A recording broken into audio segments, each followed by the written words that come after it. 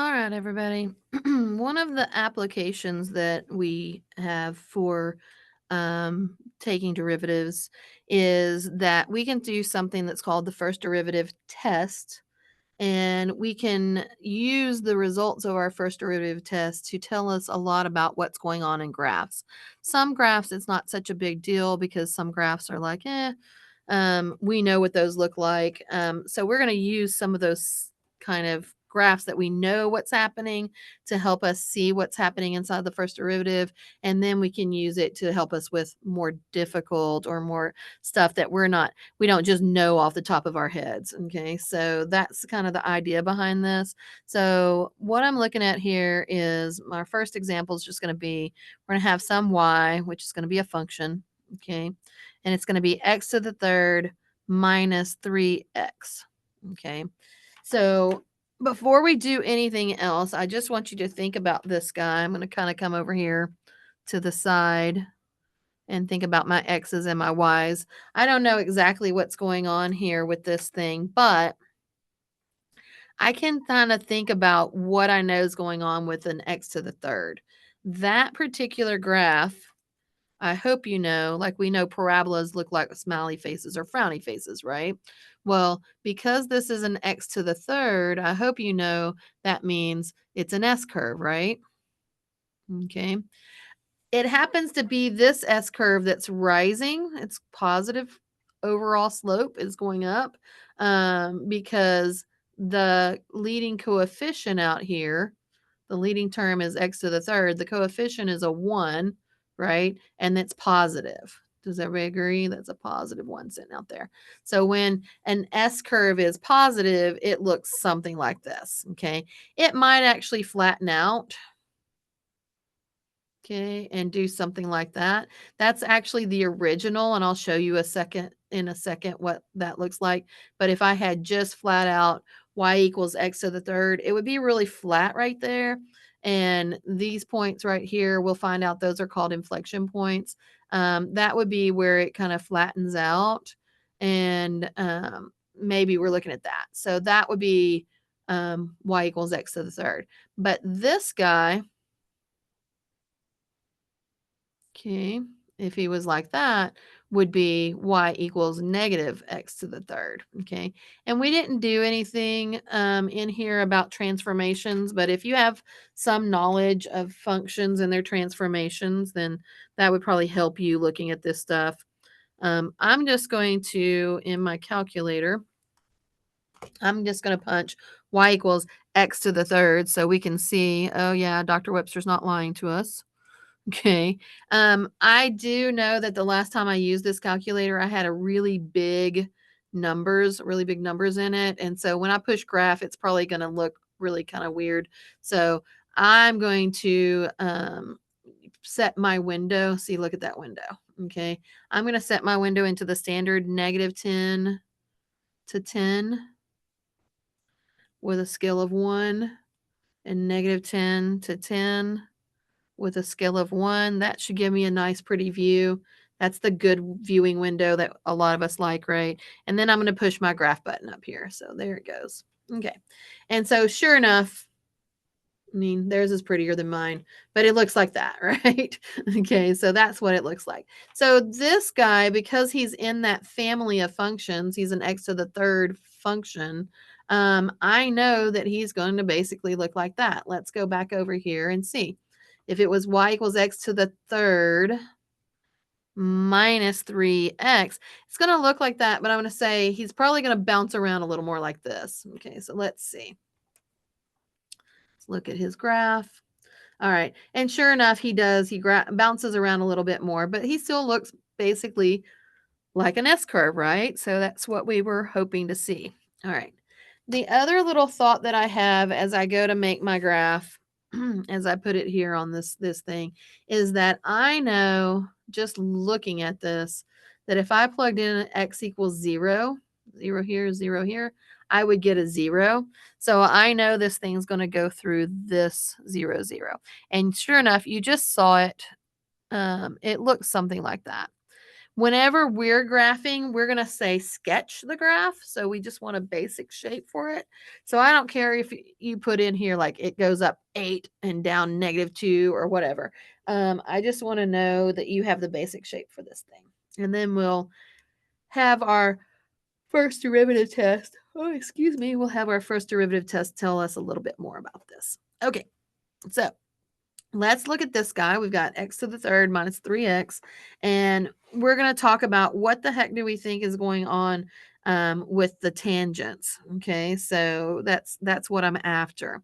So in other words, the tangent lines, if you'll remember those, if I were to draw a tangent line right here, what kind of slope would that have? It's going up, right? So I think that's a positive slope. But if I drew a tangent line, say here, remember a tangent line just goes through it once. That guy looks like a negative slope, right? But if I drew a slope over or a tangent line over here, a different one, that one looks like it's a positive again. Okay. So what we see is with these curves that we have, these S curves and stuff like that, they're not straight lines. The tangent lines, the slopes of those lines aren't always positive or negative. Now, why do I care about the derivative? Remember, the definition for the derivative was it's the instant rate of change at a certain point, right? So it's the tangent line slope, that instant rate of change given that point. Okay, so what we're seeing here is depending on where I am here, the tangent line's doing different stuff, right? In fact, what happens if I come right up here to the top and draw my tangent line? What kind of slope am I getting there? It's a horizontal in that case, and that slope, if you remember, it's like you're driving on the flatlands. That's a 0, right? And same thing down here. M equals 0 on that tangent line. So those things where we see this peak or we see this valley here, those are extreme points. They're local minimums and local maximums. If this was just a parabola, we would call it a vertex or turning points. Those things are going to be happen where the slope is 0. That's what we're seeing. Okay. But these other things, anytime we have a positive slope of a tangent line or a negative slope, that's going to be a little bit tricky. So what we'd like to say is what's going on in here and how can I know what's happening? So we are going to do something called the first derivative test, and you're going to see us do this over and over. So what we're going to do is I'll write it out for you. Take the derivative, set it equal to 0.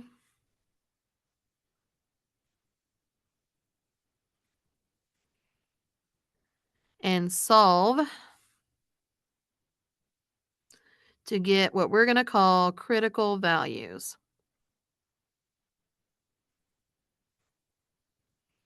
Okay, critical values.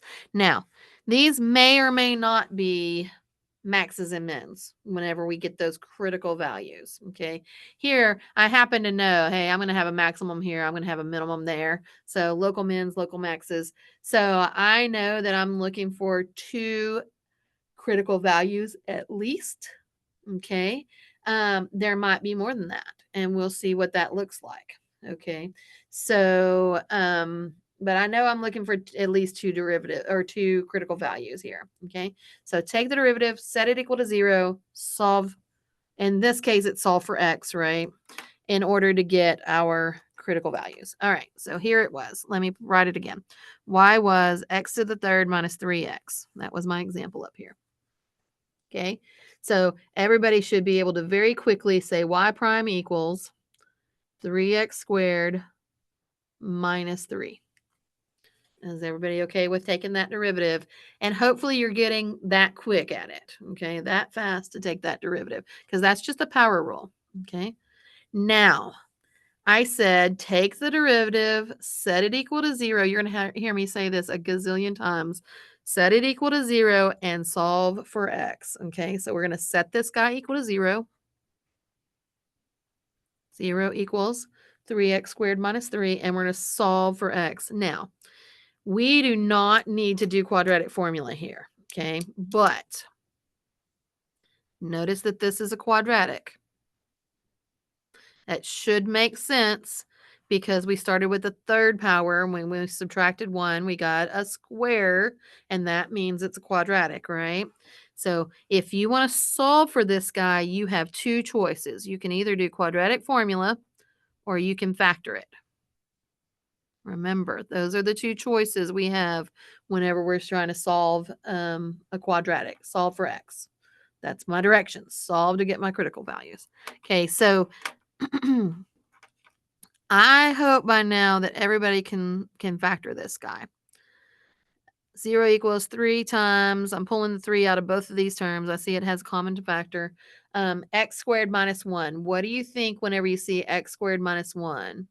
And in my head, I'm hearing, I hope I hear, difference of squares. This is x squared, this is 1 squared, and this is a difference, right? So you should know by now x plus 1, x minus 1. Okay, that's how it factors. And you pretty quickly, right? Be able to factor it pretty quickly. All right. So if you can't do that, then you're going to spend a lot of time going through quadratic formula. Okay, but do it. I mean, if you have to, you have to, but I would really prefer you don't. Okay, now I've got 3 things multiplied together and they're all set equal to 0. And at the beginning of the semester, we said either 3 equals 0 or x plus 1 equals 0 or x minus 1 equals 0. That's how we figure these things out whenever we got it factored and it's set equal to 0, right?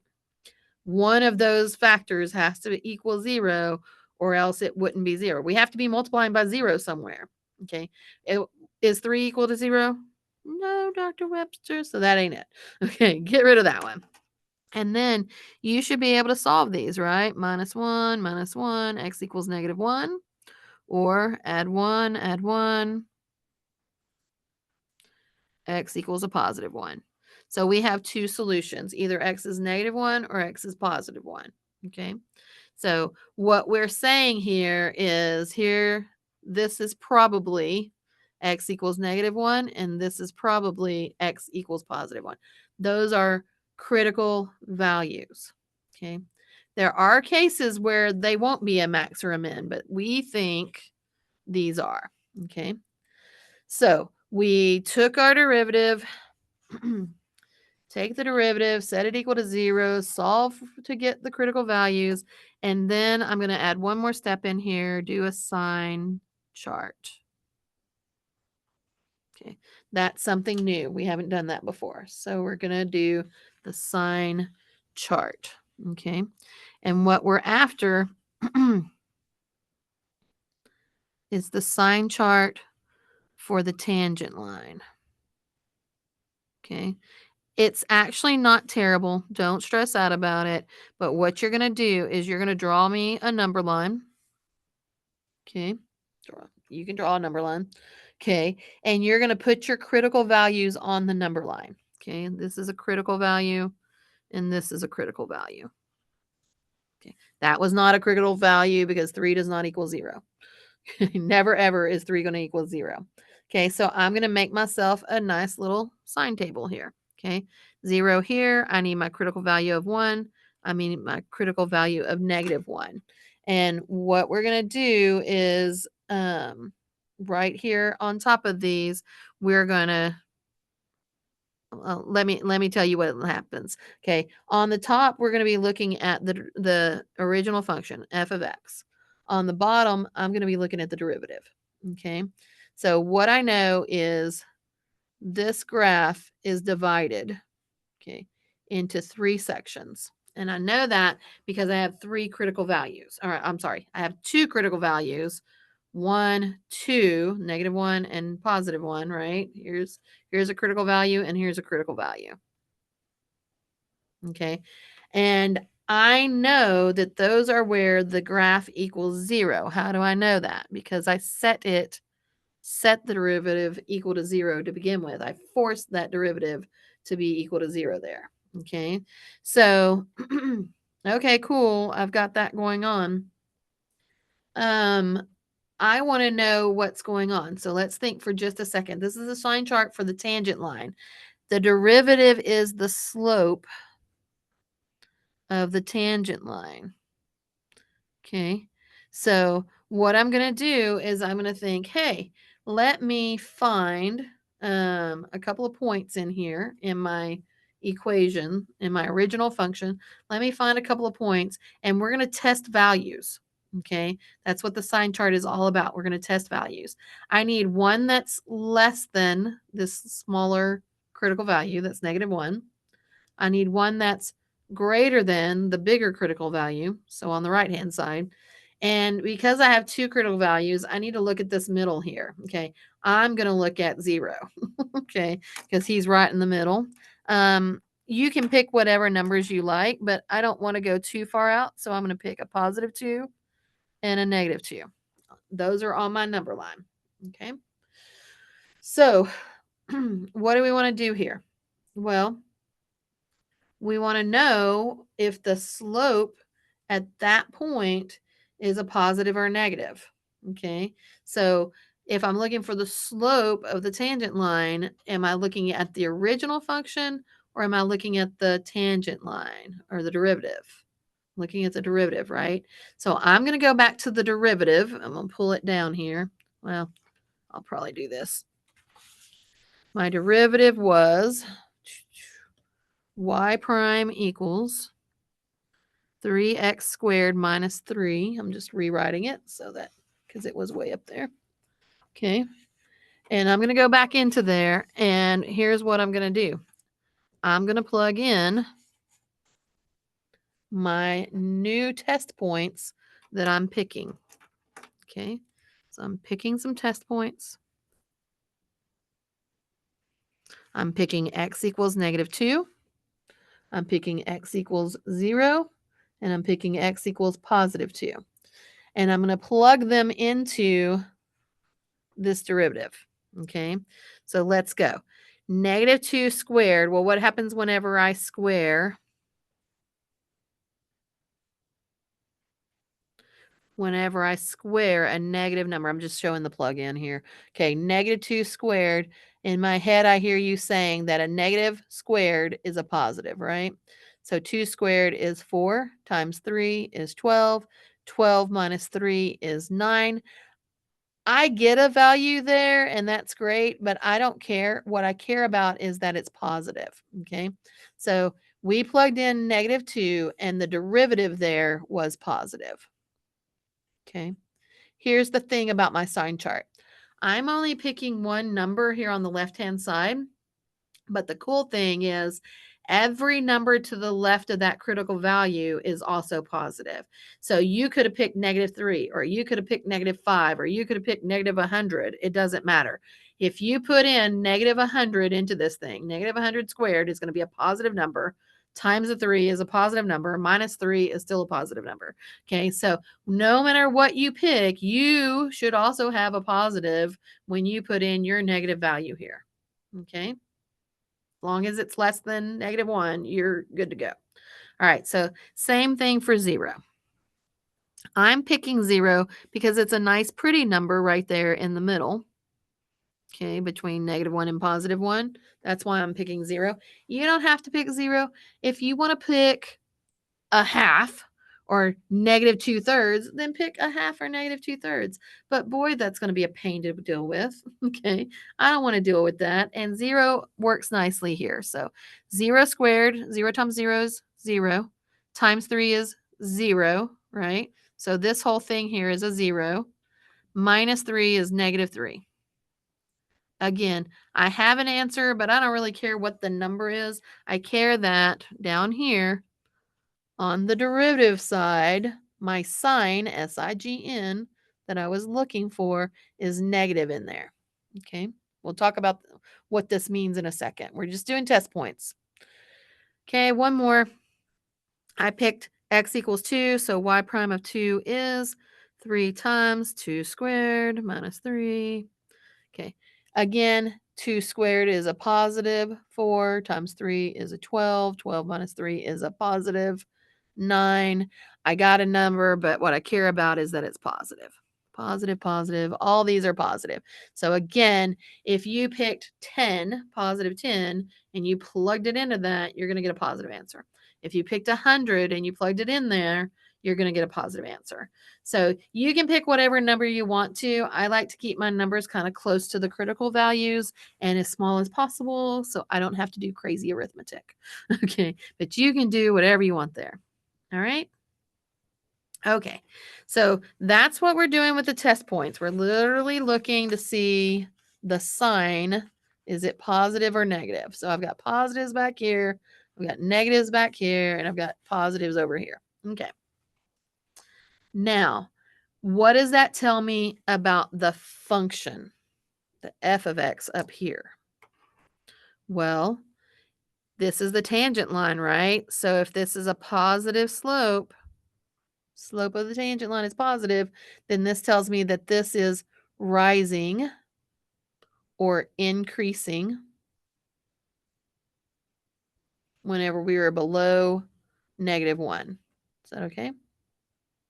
Because slope, positive, is rising. Okay. In between my two critical values here, we said that that slope was negative because we plugged in 0, we got a negative number. Okay. That means that this graph is falling in between these two, or we call it decreasing, right? In between those two critical values. And the last part over here above the positive one, that's rising because it's positive, right? The slope is going up, so it's rising. And this is an increase. Okay, this slope was going down.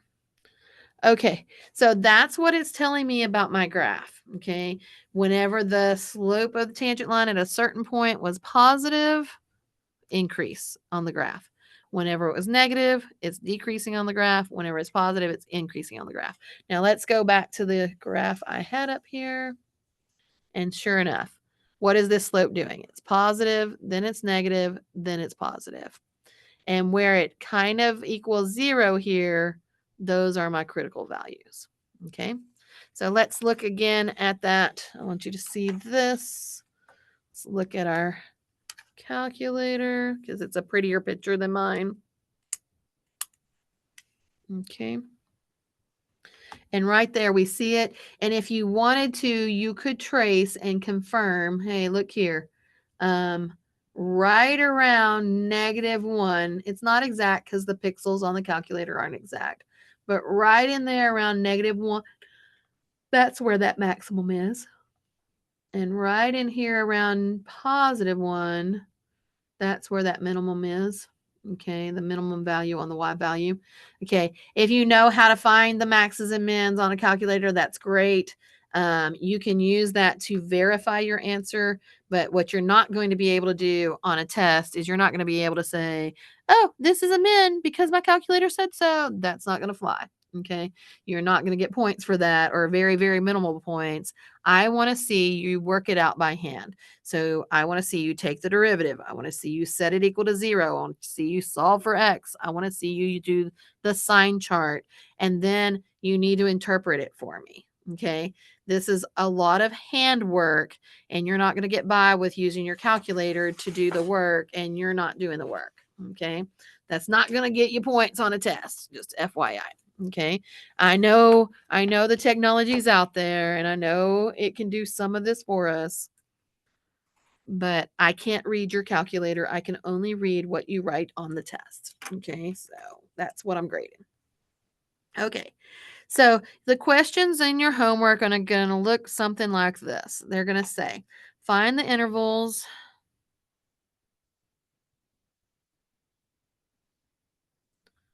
on which the function is increasing or decreasing. And it's going to be a lot of different variations of that in your MyMathLab. Okay. Find intervals where your function is increasing or decreasing. Okay. And the functions, a lot of them are going to be nice polynomials. So you're given the function f of x equals 8x minus x squared. Okay.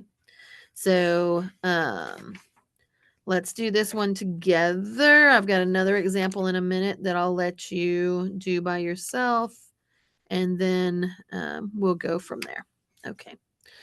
So find intervals on which the function is increasing or decreasing. What are my steps?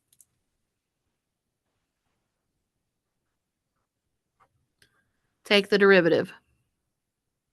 Step 1, take the derivative. Step 2, set it equal to 0. Step 3, solve for your variable, whatever that variable is. And step 4, sign chart. Okay. That's what we're looking at. You could probably make it more steps than that if you wanted to. Like you could say these are your critical values and stuff like that. But that's what we're doing. Okay. And you're going to do that over and over and over again until you're like, I'm so tired of setting it equal to 0 and solving. But you'll get used to it. You'll do a lot of it. F prime of x equals, find it now. Did you do it that fast? Okay. If you're not that fast, it's okay. Don't stress out about that. But you should be pretty good with that shortcut by right now, right? This guy's just 8x to the first, the 1 times the 8, that's going to be an x to the zeros. It's just an 8 minus, don't lose your negative sign, minus 2x, right? Okay. This one's actually a little bit nicer for us for factoring because it does factor. I see a 2 in each of those, right? 4 minus x. Okay. I can do that. You didn't have to do that, but set it equal to 0 and solve. 2 equals 0 or 4 minus x equals 0, right? This one's not true. So we only have the one solution here going on. That should make sense because it started as x squared. The original function is a parabola, right? In fact, let's look at that. The original function is a parabola and it's got a minus in front of the x squared. So we know this is going to be a frowny face, right? It's going to look something like that.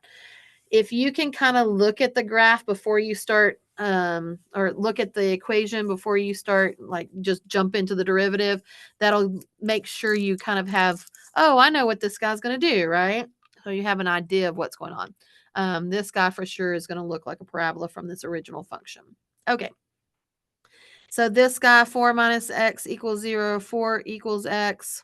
I just added the x to both sides, right? Less x. Okay, so that one goes away. 4 equals x. That's what I think it is. That's my critical value. And of course, I've already started abbreviating. I started a long time ago. CV means critical value, right? Okay, sorry. You should be able to see that from me by now. I'm very good with abbreviating stuff, right? All the time. Okay. So, critical value is 4.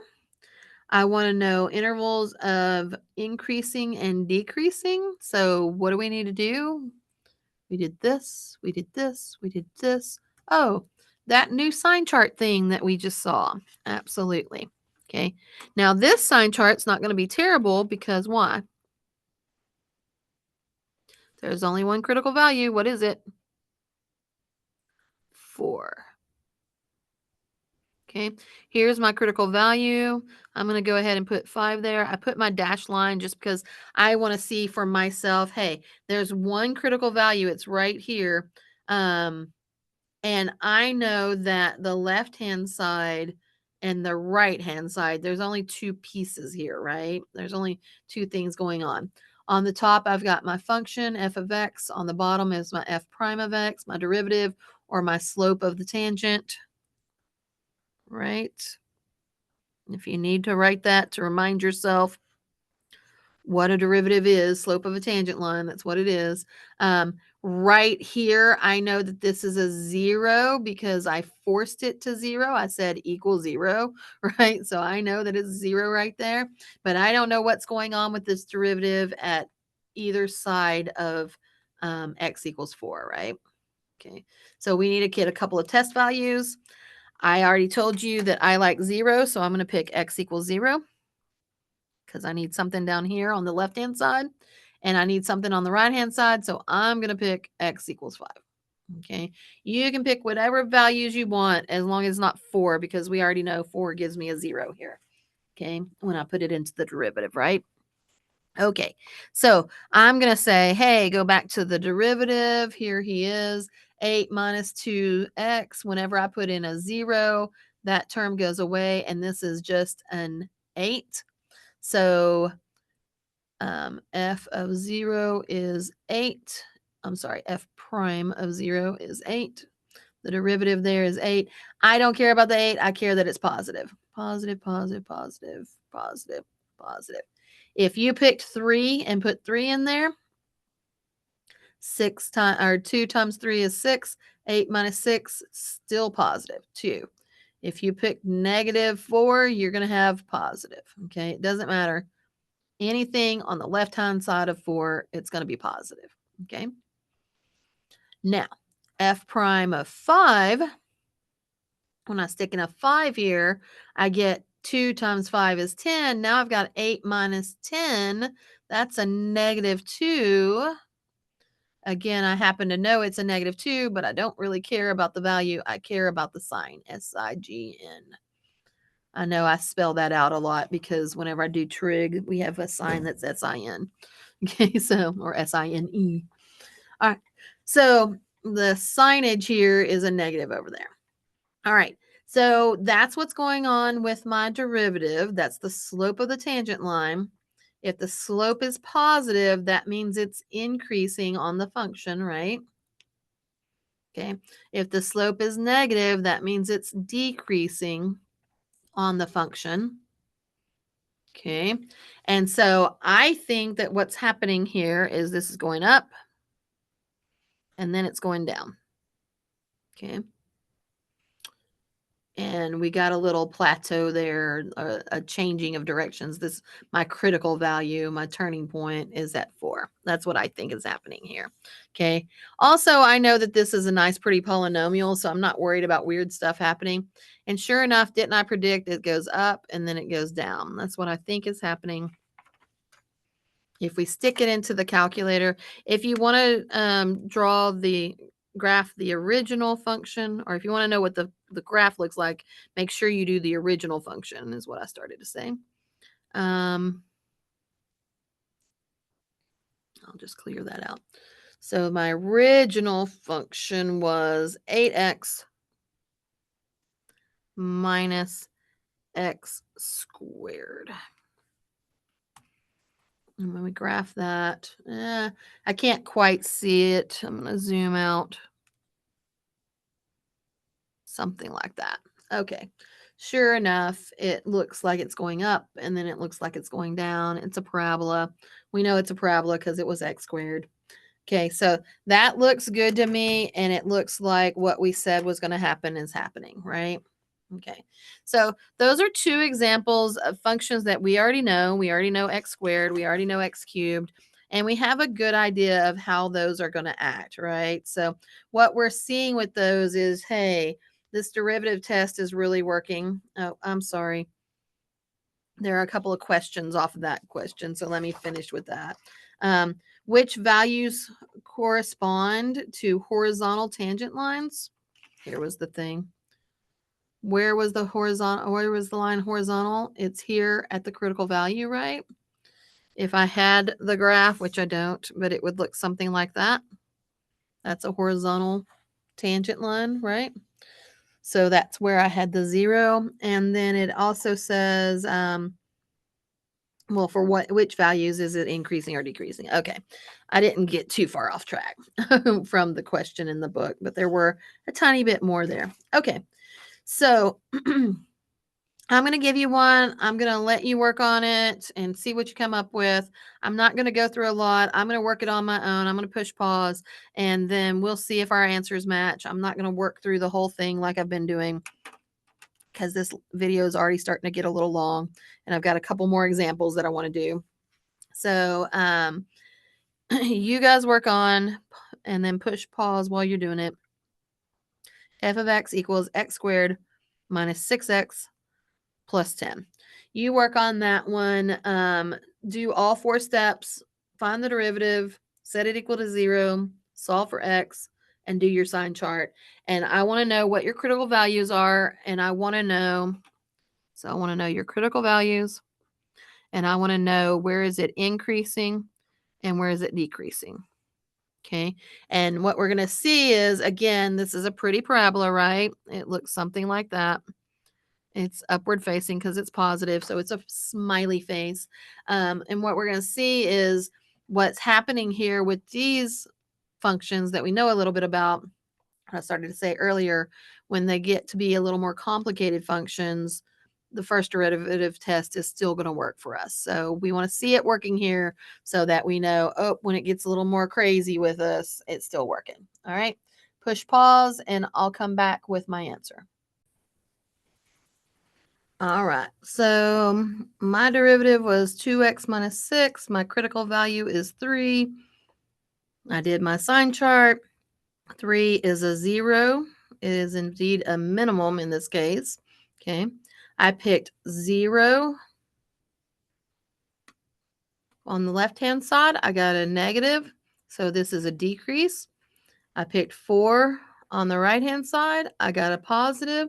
So this is an increase, decrease, increase. And 3 is right there as a minimum. Okay.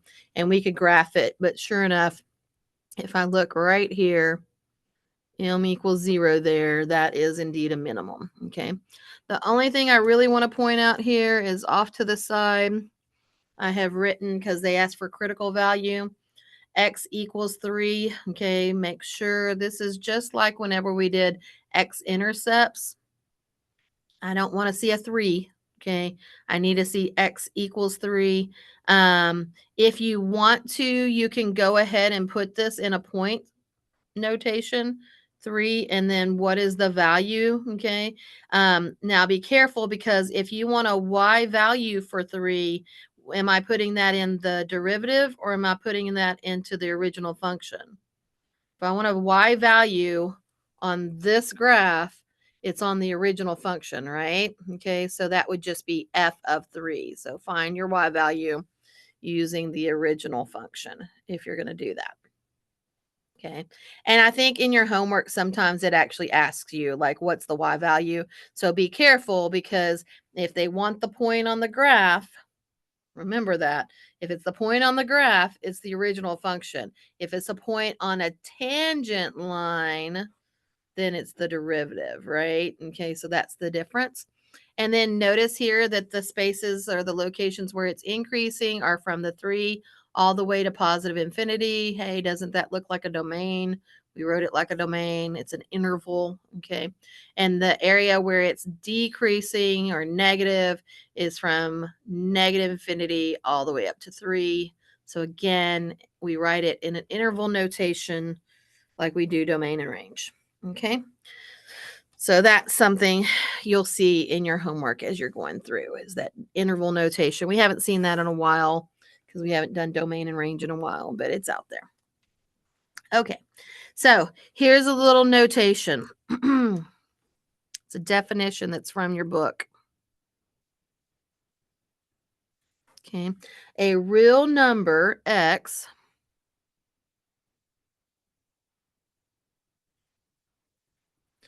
in the domain of f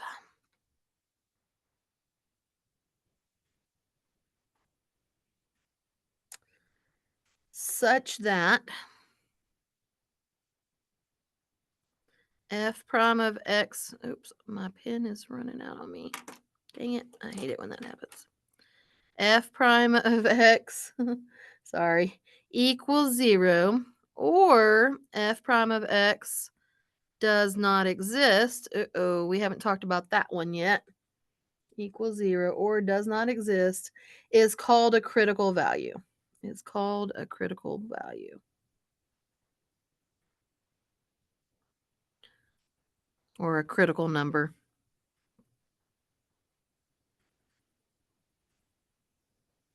Same thing. Critical value, critical number.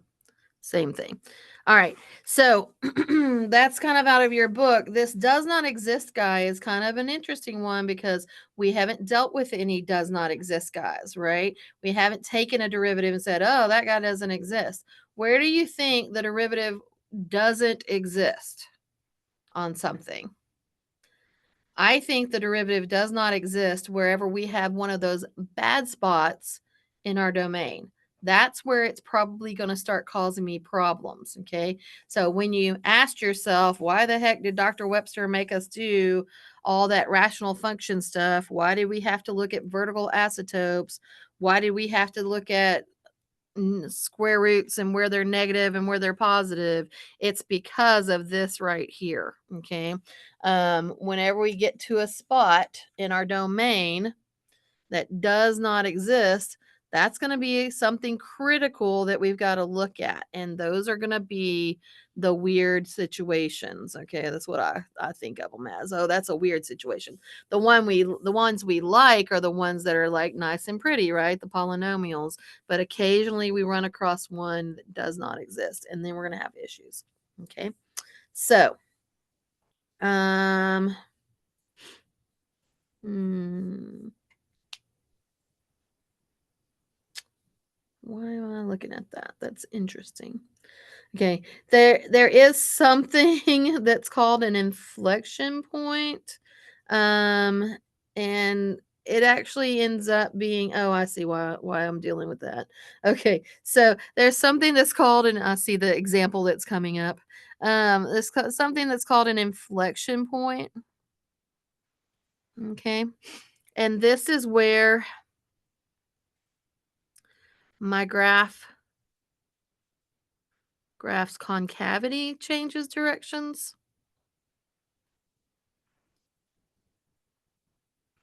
Okay. So concavity is like whether or not it looks like an upward parabola or whether or not it looks like a downward parabola.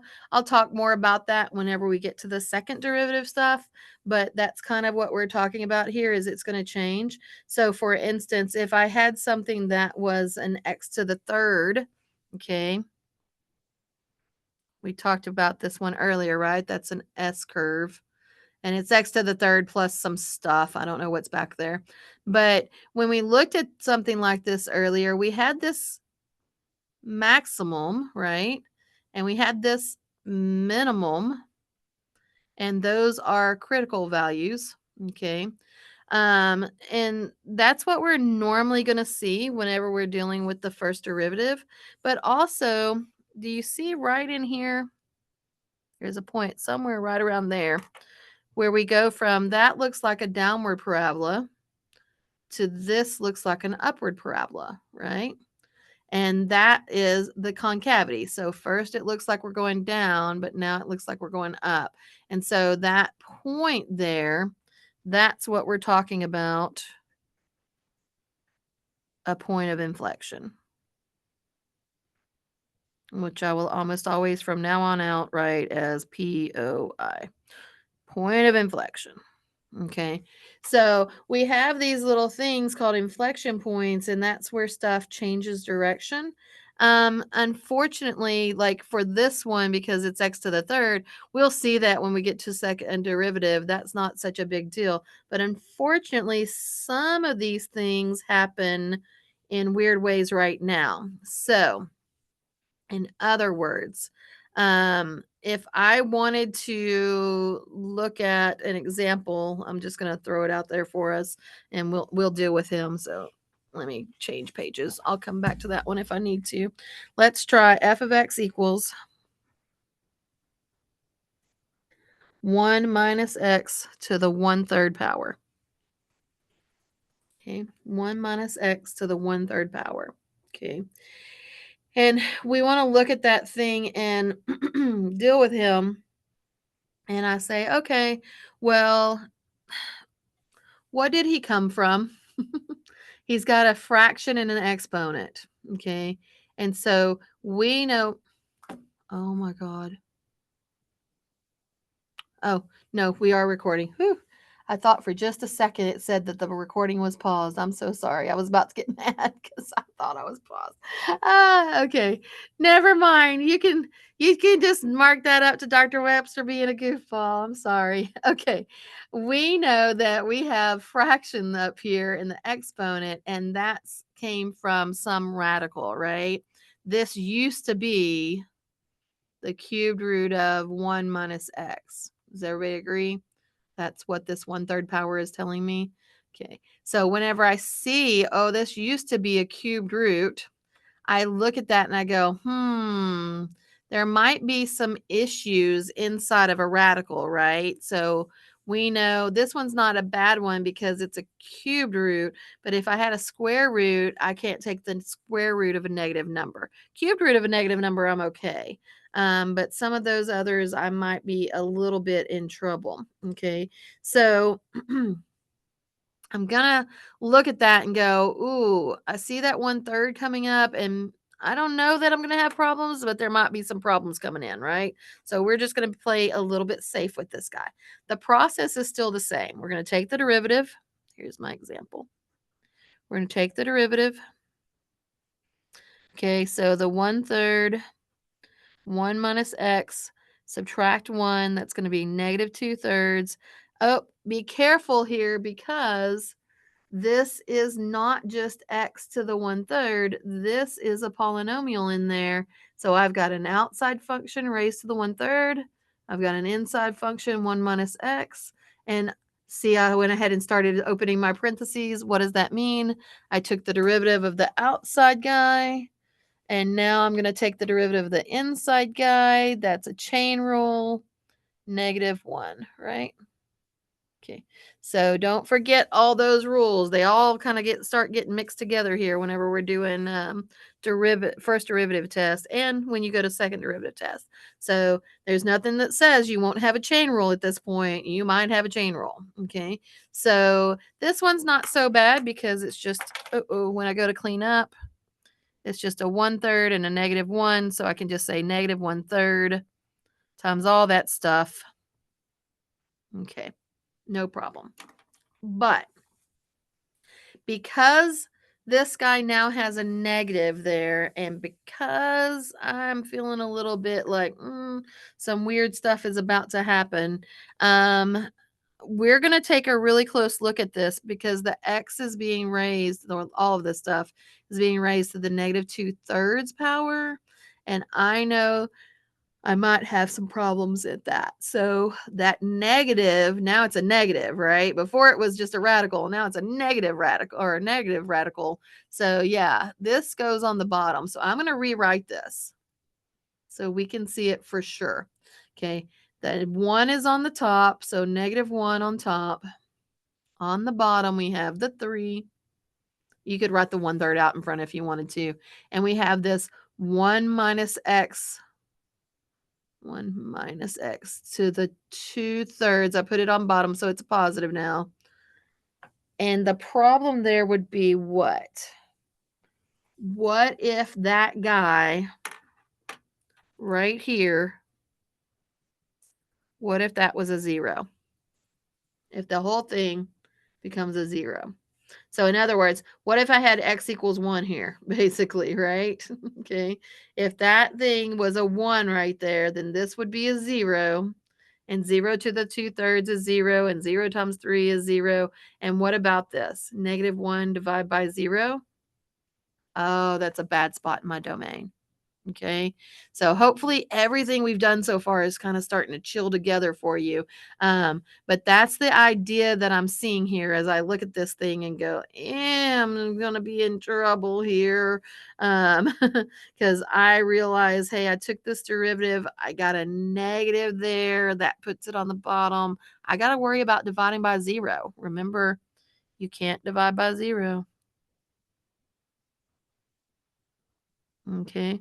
And what value makes that 0? Here we know x can't be equal to a 1. 1 minus 1 would be the problem. Okay. So I'm just saying, hey, look out for that because guess what?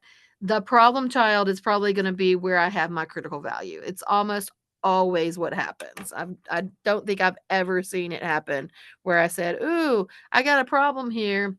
And that wasn't the problem. Okay. So it's almost always is. So let's take this thing, let's come back here and let's say, here's my derivative, set it equal to 0. 0 equals negative 1/3, 1 minus x to the negative 2/3. Okay. We're just watching out for that y, x can't be 0. Okay. So we need to solve for x. This one's a little bit more complicated than some of the other ones we've been doing, but basically I want to get rid of the multiply by negative 1/3. Well, how do you get rid of that? You either divide by negative 1/3, or you can think to yourself, multiply by negative 3/1, right? The reciprocal, those would go away. Okay. But what happens whenever I multiply 0 by negative 3? We don't care about that one, right? It's just 0. Anything times 0 is 0. So this is 0 equals 1 minus x to the negative 2/3. Okay. And then it gets a little bit of, you have to really, really know your exponent rules here, because the idea becomes this. Let me come off to the side. Okay. If I had x to the 1/2, and I wanted to get rid of the 1/2, what would I do? And remember, 1/2 is the same as the square root, right? So if I had a square root of x and I wanted to get rid of that, what would I do to this? I would square it, right? Or 2/1, multiply it by 2/1 in the exponent. Remember, a power raised to a power, you multiply your exponents. Okay. Those would go away. That's the same as if I had square root of x squared. These are opposites, right? And they would go away. So no matter which one of those I did, I'd get just the x coming out. Okay. So the idea here is the exponent rule that I'm working with is, hey, I've got something, it's raised to a negative 2/3, and I need to get rid of that because I need this thing by itself so I can solve for x, right? So what can I do here to get rid of this exponent? And the answer is you can multiply it by its inverse. So it's reciprocal. It's a negative 2/3. I can multiply it by negative 3/2. Okay. That's what I did here, right? I had a 1/2. I wanted to get rid of it. I multiplied it by 2/1. So you just flip the fraction basically. Okay. When I do that, I raise this exponent to this exponent. These reduce out, and the negative is a positive, and that's just all a 1. Okay. What I do to the right-hand side, I have to do the left-hand side, but whenever I raise the 0 to the negative 3/2 power, what happens? 0. Okay, 0 to any power is just 0. So the nice thing about us setting this guy all equal to 0 is we end up with, we need to solve 0 equals 1 minus x. Okay. That's not terrible. It's pretty easy for us to solve, but we have to know all these little exponent rules and be able to apply them to go, oh, okay. We reasonably can say we can just dump this exponent because 0 to any exponent is just going to be 0. All right. I'm going to subtract the 1. Negative x equals -1, or x equals a positive 1 because I divide both sides by a negative. And lo and behold, look what happened. My critical value is x equals 1. And earlier I said x can't be equal to 1. Okay. So this, I told you, the bad spot is going to be our issue. Okay. This tells me my critical value is x equals 1. But if I put in x equals 1 in this whole thing, I get divide by 0. That's an error. And this is when we say, oops, we're going to get does not exist. Okay. We get an error. That's bad. Errors are bad. We don't like errors. Okay. So we're going to still do our, we took the derivative, we set it equal to 0, we solved for x, we got our critical value, but we're still going to do our sign chart. But whenever I put it in here, 1 is my critical value. I'm not, It is where it was 0, but I'm gonna say does not exist. Okay, that's gonna be an error. Okay, it's gonna be an error for us. And I know I'm thinking, ooh, there's gonna be a problem here. Okay, so 0 on that side. I'm gonna pick 2 on this side. Okay, I've got 1 right here in the middle.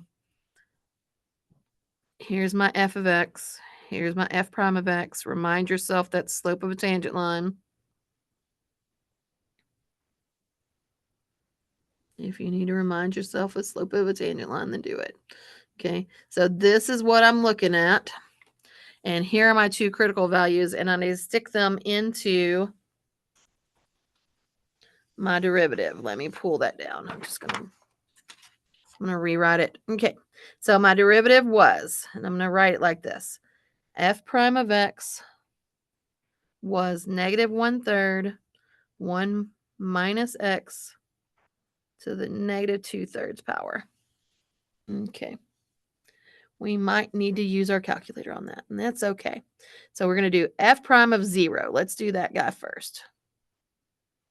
So it's going to be negative 1/3 times 1 minus 0 is just 1. And we're going to get lucky because 1 to the negative 2/3, 1 to any power is just 1, right? So this is negative 1/3 times 1. And that's a negative. That's what I care about. Negative 1/3. Negative. So I got lucky there because 1 was a nice number for me to work with. Not bad. If I had picked, I don't know, negative 5, it probably wouldn't have been so nice here, right? 1 minus negative 5, probably not so nice. Okay. So I've got that guy. And now let's do the other one. F prime of, I picked 2 on the right-hand side. So it's negative 1/3 times 1 minus 2 raised to the negative 2/3 power. I'm going to figure this guy out. It's going to be okay. So don't stress out. Negative 1/3. This is 1 minus 2 is negative 1 raised to the negative 2/3 power. This is where we're going to use our calculator, and it's going to be just fine. Okay. My battery's still dead. I need to charge this thing. So I've got a negative 1, and we're going to raise it to, I raised it to my carrot top, right? And because this is a fraction, it's probably not going to matter too much, but because I've got a 1 here, but I'm going to put it in parentheses, negative 2 divided by 3, right? And it gives me, hey, that's a negative 1. Think about it for just a second. What's this telling me? We're telling it that what we want to do is put it on the bottom because it's a negative exponent. We want to square it and then take the cubed root, right? And then we're gonna it's actually gonna be cubed root first and then square because it's gonna be no. Does it matter? I think we'll be okay. So it's a negative 1. Yeah, negative 1 to that power is a negative 1. And then I'm going to multiply that guy times a negative, let me put it in parentheses, 1 divided by 3, which we know is a 0.33333, right? So a negative times a negative 1/3 is giving me a positive 0.33333. Okay, so I'm getting a positive number there. Okay, but this guy was not a pretty number, right? I can't have it for x equal for whenever I put my derivative equal to 0, right? So I've got something coming down negative, and then I've got something going up positive, but I don't have necessarily a max or a min. Maxes and mins normally come out whenever we had answers that we can differentiate at that point. This one's telling me you can't take a derivative here. Can't take this derivative, right? Because it's a bad spot in the domain. Okay. So what's happening? Okay. This guy, it looks to me like it's decreasing, but then it's increasing here. And something weird is happening right around here. That's what it seems like to me. So we're going to punch that on our calculator and see what's up. So here's my calculator. I've put in 1 minus x raised to the 1/3 power. Okay. Remind me again what that 1/3 power means. It means it's a cubed root, right? Okay. It means it's a cubed root. So whenever I come in here and I'm looking at it, I think I've got a problem in my negative sign. I'm going to have to go back and look at something real quickly. I'm sorry. Let's come back here and look at this real quickly. I knew there was a problem with that. All right. Let me work on this again when I'm thinking about it. Yep, I'm sorry. So see, even I make mistakes. We all make mistakes. I even said it to myself and then I talked myself out of it. Okay. So let's look at this a little more in depth. I was kind of running out of room here. So we had, when we put in f prime of 2, we had negative 1/3 times 1 minus 2 raised to the negative 2/3. And I said that's negative 1/3 times a negative 1 to the negative 2/3. And I talked myself out of it. So, because I went to my calculator and something didn't add up right. Okay. So here's what's happening. Let's move this to the bottom because it's a negative. So this is negative 1 over the 3's on the bottom. This negative 1 is going to the bottom with a 2/3 power. And this is what I was trying to say earlier. Whenever I have that like that, let's go ahead and rearrange this, okay? This is negative 1 over 3 times. This is really the cubed root of negative 1 squared, right? Because of my flower power. The power is a 2. The root is a 3. Okay. No matter how I do this, I can either take the negative 1 and square it. That would make it a positive 1. And then take the cubed root. That's a positive 1 times a 3. That's a positive 1 times a 3. That's a 3. No problem. Then I'd have a negative 3. Negative 1/3. Sorry. Okay. Or if I took the cubed root of this, negative 1, the cubed root of negative 1 is negative 1, but then I square it, it's still going to be negative 1 times negative 1. So it's still going to be a positive 1. So this is 1 times 3, negative 1 on top times 3. So this is a negative 1/3. Yeah, that's what happened. I was like, this is supposed to be a weird case, and I'm not seeing it. So there we go. We had negatives on the left. We had negatives on the right. That's where it's weird. Okay. All right. Here's what's going on. I got the original function graphed in my calculator, entered into my calculator, and I hit graph, and look what happens. Here's the point, the critical value, right? X equals 1. Okay, here's on the left, it's decreasing, but also on the right, it's decreasing. What in the world's happening right here? Do you see it? It's going like vertical right there. Do you see just in that one spot? And this is something that happens with cubed roots all the time. So when I go to graph this sucker, what's happening is it's doing that. Okay. It is decreasing. This is a negative slope. This is a negative slope. But right in here, it actually goes vertical for just like a tiny little second. And the tangent line there is a vertical line. It's not an asymptote. It's just a vertical line going through there on the tangent. And what do we know about slope of a tangent? Slope of a vertical line is undefined, right? So if that slope is undefined, that's what's causing it to be a bad spot, okay? So, yeah, it's a negative. It's decreasing on the left-hand side. It's decreasing on the right-hand side. It looks like this.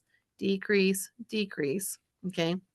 But what's happening is if you really look here, you see that guy? If that was a parabola, he'd be a frowny face, right? He just doesn't come back down. But if he was a parabola, he'd be upside down. And this guy, if he was a parabola, he'd be a smiley face, right? He just doesn't go back up. So what is that point right there in the middle? It's not a max and it's not a min. What's that other word we just got a minute ago or other thing? POI.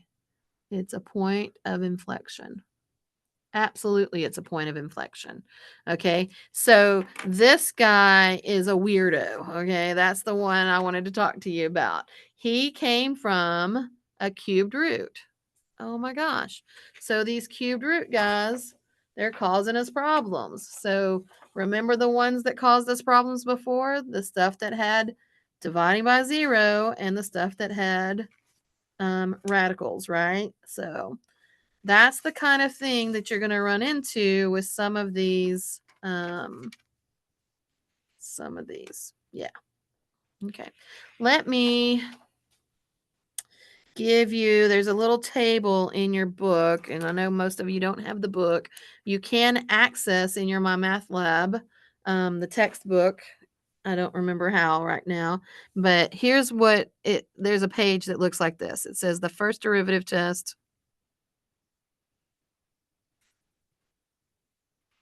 for, and your book calls it local extrema. Okay, local extrema. And what that means is normally the extreme points. So that's normally max and min, right? It's what we're normally looking for. Okay. So here's what it says. Oh, sorry. It says use, whenever you have the first derivative test, if it looks like this, they give you little graphs.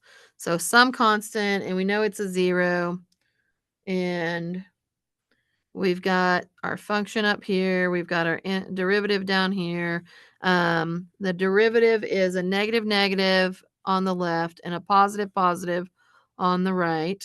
Then this is a decrease and this is an increase. And we actually have a 0 in the middle.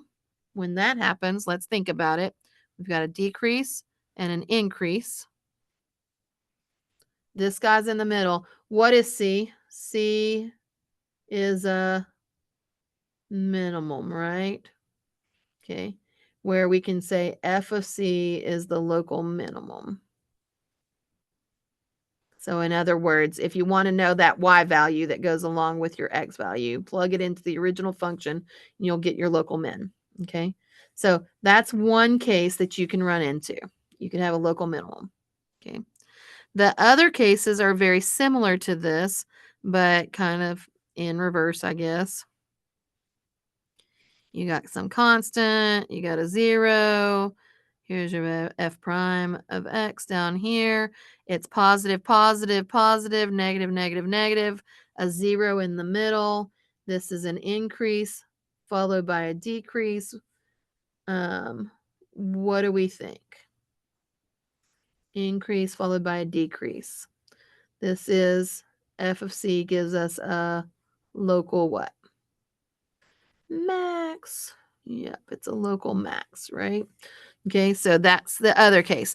I will say for all of our polynomials, those are probably going to be the two you're dealing with. Okay, that's what happens a lot of the time, but not all of the time. So sometimes we have to deal with the two other ones. Okay, so it says, what if we had f of x here? You got some constant.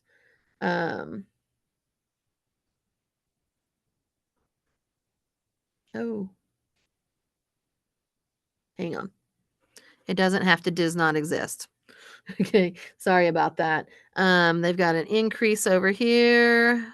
F prime of x is positive, positive, positive, negative, negative, negative, a decrease over here. And that's what's going on.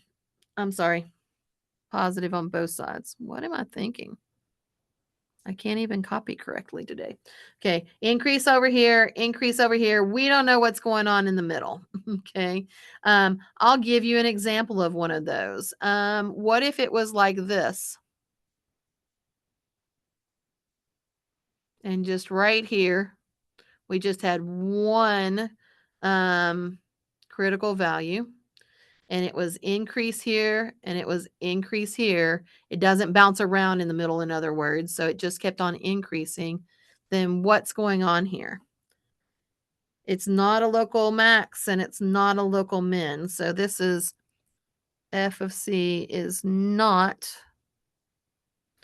a local extrema. It's not an extreme value. Instead, we're probably dealing with, in this case, it would be a point of inflection, but we're dealing with something else, right? So these two, we have a max, we have a min, okay? These are local extrema, okay? So in other words, it's the extreme point. Here it's the max. Here it's the extreme point. That's the min, okay? You've got that sign change going on. It goes from negative to positive or positive to negative, and we see it changing. That tells me I'm going to have an extreme point, a max or a min. But this one, it's just positive, positive all the way across. It could be a 0. That's why I got rid of that, because this one would actually have a 0. It wouldn't be a does not exist case. It could be a 0. It could be a does not exist. But what it can't be is a local max or a local min. And then the last case that table has on it is the last one that's available, right? They're all minuses. So this is a decrease and a decrease. Okay. What do we think about that? That could be something like this, where we're changing concavity there, right? But we are not changing the direction. Okay. So again, f of c is not a local extrema. It's not. Okay. That's what's going on. That's just a little page in your book. I've got a couple of more examples, but I feel like this video is getting a little bit long. So, maybe I'll put a pin in this one and do a one more video that's a couple of other examples. All right. Take a breath. I'll probably be back with another example or another video. Thanks.